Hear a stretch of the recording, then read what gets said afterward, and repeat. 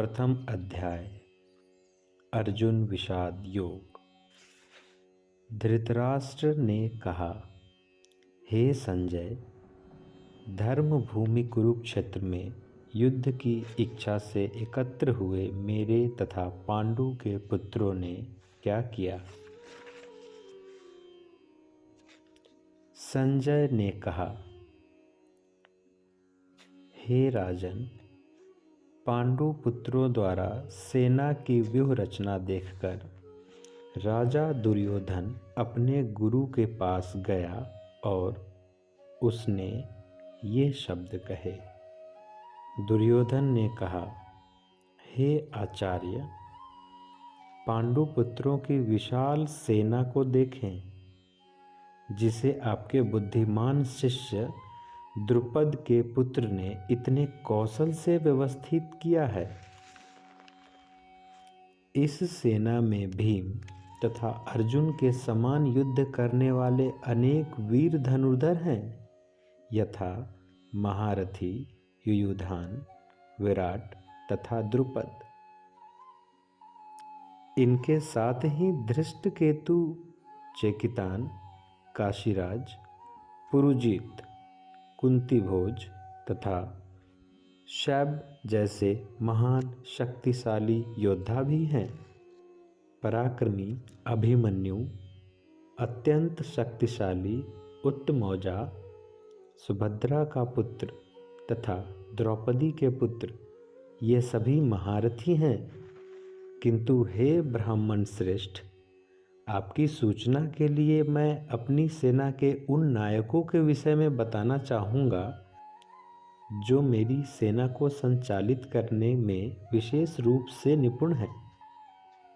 मेरी सेना में स्वयं आप, भीष्म, कर्ण, कृपाचार्य, अश्वत्थामा, विकर्ण तथा सोमदत्त का पुत्र भूरिश्रवा आदि हैं। ऐसे अन्य अनेक वीर भी हैं जो मेरे लिए अपना जीवन त्याग करने के लिए उद्यत हैं। वे विविध प्रकार के हथियारों से सुसज्जित हैं और युद्ध विद्या में निपुण हैं। हमारी शक्ति अपरिमेय है और हम सब पितामह द्वारा भली भांति संरक्षित हैं, जबकि पांडवों की शक्ति भीम द्वारा भली भांति संरक्षित होकर भी सीमित है। अतएव सैन्य व्यूह में अपने अपने मोर्चों पर खड़े रहकर आप सभी भीष्म पितामह को पूरी सहायता दें। तब कुरुवंश के वयोवृद्ध परम प्रतापी एवं वृद्ध पितामह ने सिंह गर्जना की सी ध्वनि करने वाले अपने शंख को उच्च स्वर से बजाया, जिससे दुर्योधन को हर्ष हुआ।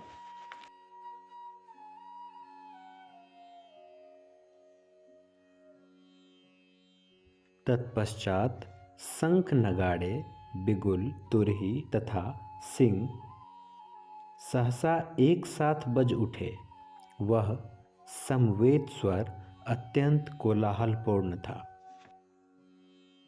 दूसरी ओर से श्वेत घोड़ों द्वारा खींचे जाने वाले विशाल रथ पर आसीन कृष्ण तथा अर्जुन ने अपने अपने दिव्य शंख बजाए। भगवान श्री कृष्ण ने अपना पांचजन्य शंख बजाया। अर्जुन ने देवदत्त शंख तथा अतिभोजी एवं अति मानवीय कार्य करने वाले भीष्म ने पौंड्र नामक शंख बजाया।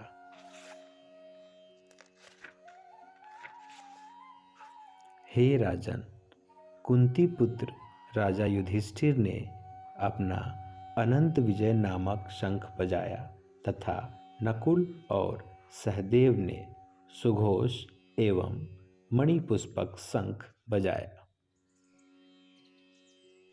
महान धनुर्धर काशीराज, परम योद्धा शिखंडी, धृष्टद्युम्न, विराट, अजेय, सात्विक, द्रुपद, द्रौपदी के पुत्र तथा सुभद्रा के पुत्र महाबाहु पुत्र आदि सबों ने अपने अपने शंख बजाए।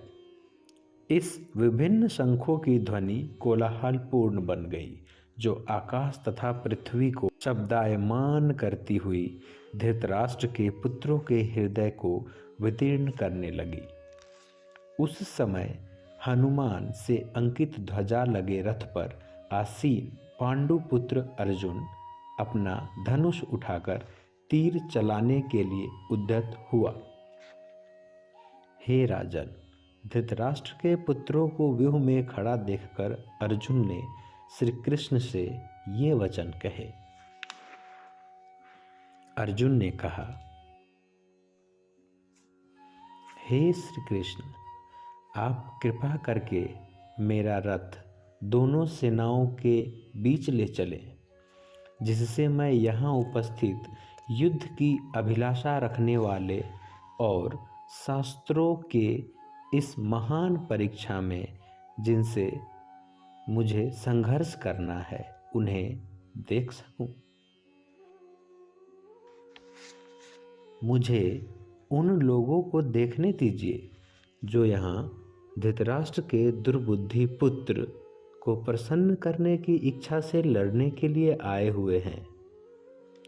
संजय ने कहा, हे भरतवंशी, अर्जुन द्वारा इस प्रकार संबोधित किए जाने पर भगवान श्री कृष्ण ने दोनों दलों के बीच में उस उत्तम रथ को लाकर खड़ा कर दिया। भीष्म, द्रोण तथा विश्व भर के अन्य समस्त राजाओं के सामने भगवान ने कहा कि हे पार्थ, यहाँ पर एकत्र सारे कुरुओं को देखो। अर्जुन ने वहाँ पर दोनों पक्षों की सेनाओं के मध्य में अपने चाचा, ताऊ, पितामह, गुरु, मामा, भाइयों, पुत्रों, पौत्रों, मित्रों और शुभचिंतकों को भी देखा। जब कुंती पुत्र अर्जुन ने मित्रों तथा संबंधियों की इन विभिन्न श्रेणियों को देखा तो वह करुणा से अभिभूत हो गया और इस प्रकार बोला। अर्जुन ने कहा, हे कृष्ण, इस प्रकार युद्ध की इच्छा रखने वाले अपने मित्रों तथा संबंधियों को अपने समक्ष उपस्थित देखकर मेरे शरीर के अंग कांप रहे हैं और मेरा मुंह सूखा जा रहा है। मेरा सारा शरीर कांप रहा है, मेरे रोंगटे खड़े हो रहे हैं, मेरा गांडीव धनुष मेरे हाथ से सरक रहा है और मेरी त्वचा जल रही है। मैं यहाँ अब अधिक खड़ा रहने में असमर्थ हूँ। मैं अपने को भूल रहा हूँ और मेरा सिर चकरा रहा है। हे कृष्ण, मुझे तो केवल अमंगल के कारण दिखाई दे रहे हैं।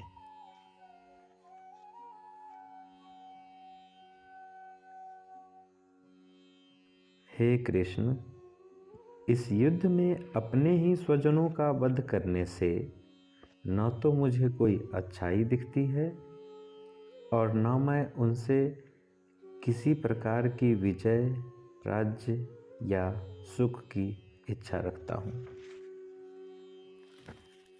हे गोविंद, हमें राज्य, सुख अथवा इस जीवन से क्या लाभ, क्योंकि जिन सारे लोगों के लिए हम उन्हें चाहते हैं वे ही इस युद्ध भूमि में खड़े हैं। हे मधुसूदन, जब गुरुजन, पितृगण, पुत्रगण, पितामह, मामा, ससुर, पौत्रगण, साले तथा अन्य सारे संबंधी अपना अपना धन एवं प्राण देने के लिए तत्पर हैं और मेरे समक्ष खड़े हैं, तो फिर मैं सबको क्यों मारना चाहूँगा, भले ही वे मुझे क्यों न मार डालें। हे जीवों के पालक, मैं इन सबों से लड़ने को तैयार नहीं, भले ही बदले में मुझे तीनों लोक क्यों न मिल जाए। इस पृथ्वी की तो बात ही छोड़ दें, भला धृतराष्ट्र के पुत्रों को मारकर हमें कौन सी प्रसन्नता मिलेगी। यदि हम ऐसे आतताइयों का वध करते हैं तो हम पर पाप चढ़ेगा। अतः यह उचित नहीं होगा कि हम धृतराष्ट्र के पुत्रों तथा उनके मित्रों का वध करें।